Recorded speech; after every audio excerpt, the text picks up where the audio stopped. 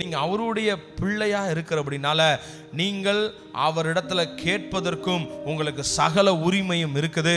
உங்களுக்கு நீங்கள் கேட்பதையெல்லாம் செய்வதற்கு அவர் கடமைப்பட்டிருக்கிறார். It is his responsibility and it is his duty. உங்கள் பிள்ளைகளை ஸ்கூல் ஃபீஸ் கட்டணும்னு சொல்லி உங்ககிட்ட வந்து கேட்குதுன்னா அது அந்த பிள்ளையோடைய உரிமை. ஏன்னா அது யார்கிட்ட தான் கேட்கும்? உங்ககிட்ட தான் வந்து கேட்கும்.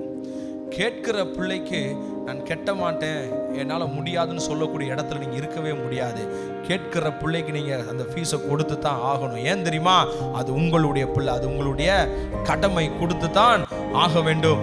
கேட்பது உங்களுடைய உரிமை, கர்த்தர் கொடுப்பது அது அவருடைய கடமை.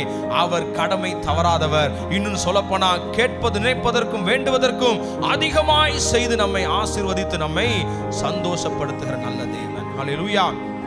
ஆண்டவர்கிட்ட அணுகும்போது இன்னிலிருந்து இப்படி அணுகுங்க. என் அப்பா கிட்ட போறேன், வாழ்க்கையில் எவ்வளோ கஷ்டம் இருக்கலாம், எவ்வளவு சங்கடங்கள் இருக்கலாம், கண்ணீரின் பள்ளத்தாக்கில் கூட நீங்கள் இருக்கலாம். ஆனால் ஆண்டவரை அணுகும்போது என் அப்பா கிட்ட போகிறேன், நான் கேட்டேன்னா அவர் மாட்டேன்னு சொல்ல மாட்டார்.